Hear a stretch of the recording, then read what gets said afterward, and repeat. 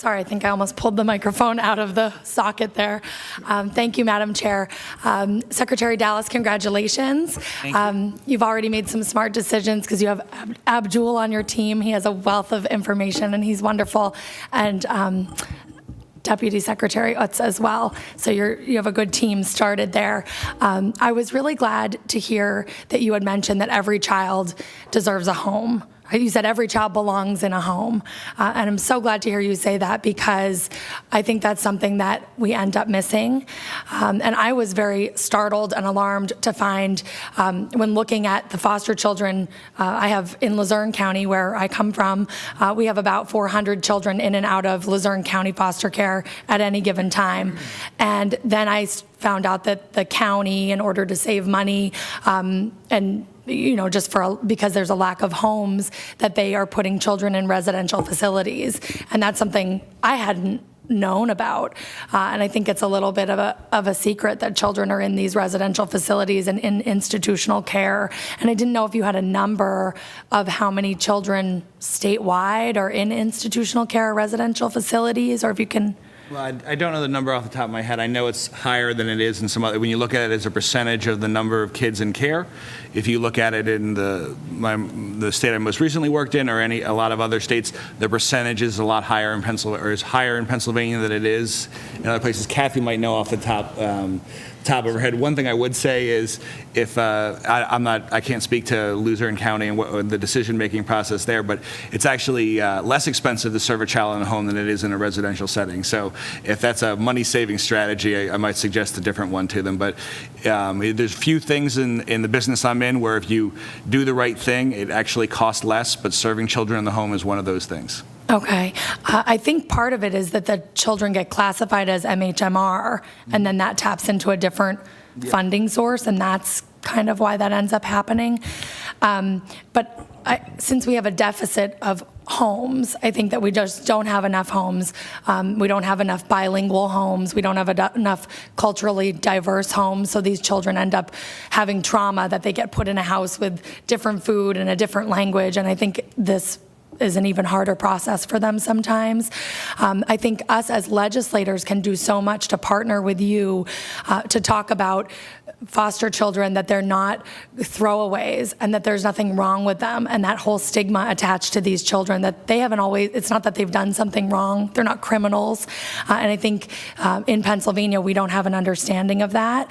So I hope that you look at the legislature, that we're 253 people that can reach into our district and promote people to open up their homes, even if it's just for respite care, so that we can start to get more people involved in foster care and becoming foster parents. I'd be happy to work with the legislature about that. I'd say, a couple things. First is, we always need to have more foster families that are willing to help take kids. But I think in addition to that, we also have to make sure that we look at how kids come into care, and if they don't need to come into care, not to bring them in the first place. Certainly need more foster parents, but we also need to make sure that we're only taking kids into care when we have to. Okay, excellent.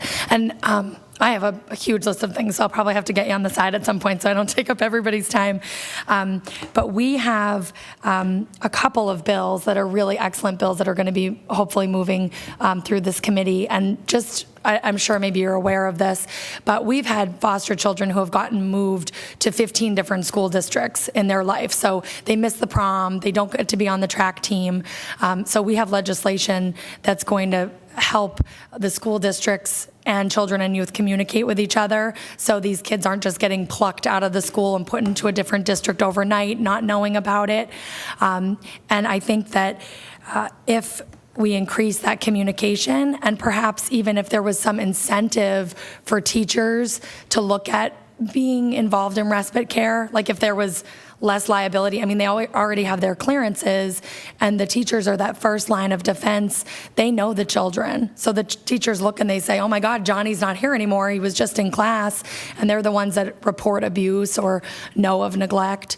And maybe these teachers that dedicate their lives to children, maybe they would be more apt to say, hey, listen, if it just means keeping him in this school district for the rest of the year, I'll be able to take him home with me. I don't know if we can do some sort of initiative initiative where we look into that? I think it's very important that, there are some special circumstances kids in foster care sometimes have, and helping them stay in the same school district with the same friends, the same teachers, the same supports is critical.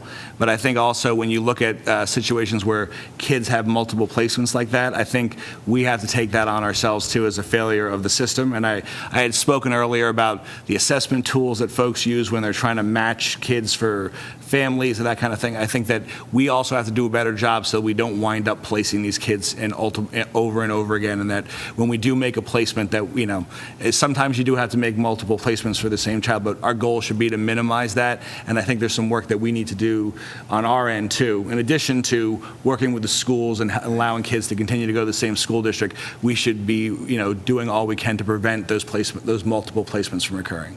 Okay. And I'll just add one. I have a huge list, but just one other thing, and just for the other legislators to know as well.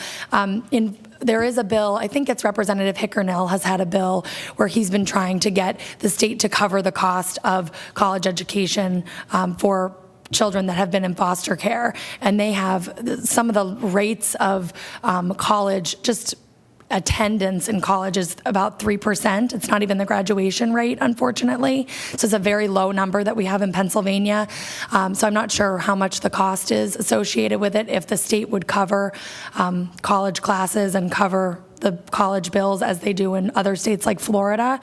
But we are working in Luzerne County to develop an initiative with one of the local community colleges where they're really on the edge now of they're really considering allowing all the foster children to attend there, and that they're going to just cover those fees. So that's something that we can work on in all of our individual districts to try to find some outlet so that these children are able to come get college classes. And I'm not sure in the story you had told if that woman's classes were covered by the state already. So in Maryland, the state universities, if you're a foster child, your tuition is covered by the state. So they limit it to University of Maryland system there, and it may be something that we can talk with the state system here about. But when you have, it's tough for those kids and to make it to college and to stay in college and have the money to do that, especially if they get a little bit of a later start, because our funding, in Maryland, for example, the funding